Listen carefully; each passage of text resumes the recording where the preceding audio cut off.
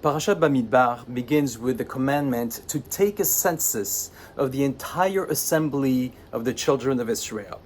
It goes like this in Hebrew, Seu et rosh kol adat bnei Israel.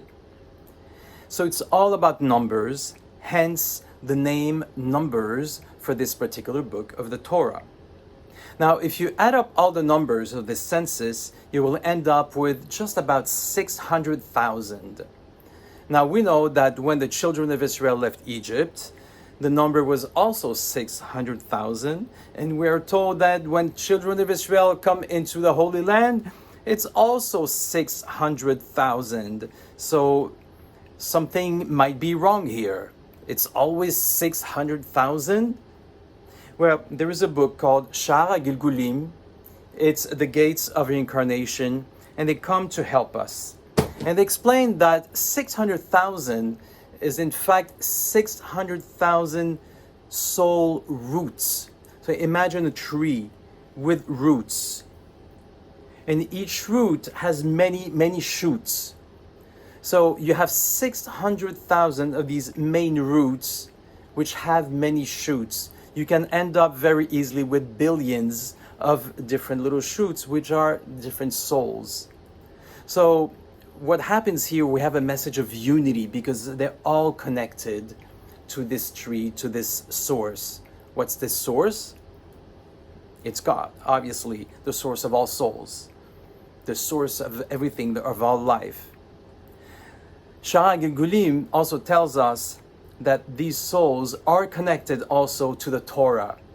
And they say, well, of course it's connected to the Torah because there are 600,000 letters in the Torah. Okay, that's really nice. It's really beautiful and poetic. But if you count each letter of the Torah, you will end up with 304,805 letters. So what is the problem here? They don't know how to count or what? Of course they know how to count. And they're saying, of course we know how to count. We know that there are 304,805 letters in the Torah. But these are the letters that are written in black ink on the white parchment. Now, there are other letters in between these black letters on the white parchment. There are white letters written on white parchment. And these letters you cannot see. And if you add up all these letters, it ends up to be 600,000 letters.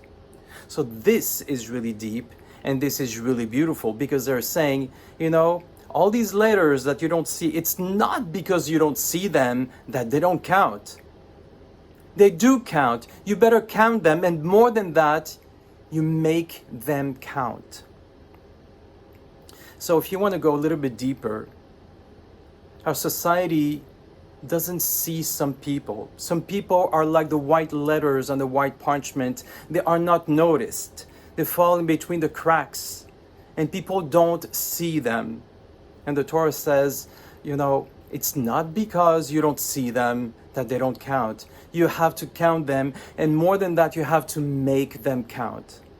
So now let's go back to our verse. Seu et rosh kol adat bnei Israel usually is translated the way I mentioned it at the beginning, take a census of the entire assembly of the children of Israel. Except that Seu et rosh really means lift up the head. It means elevate the head. And the Torah here is saying something extremely deep. When you see someone, you see a white letter and a white parchment, you see someone that is discounted. Not only you need to count this person, not only you need to make it count, you have to lift up the head. It's a message for all of us. If God forbid we bring down a head, this is a terrible thing spiritually for us. But if we do lift up the head, what happens is a great spiritual elevation for us. May we all learn this lesson and see every individual, not only to make them count, but to elevate them too. Shabbat Shalom.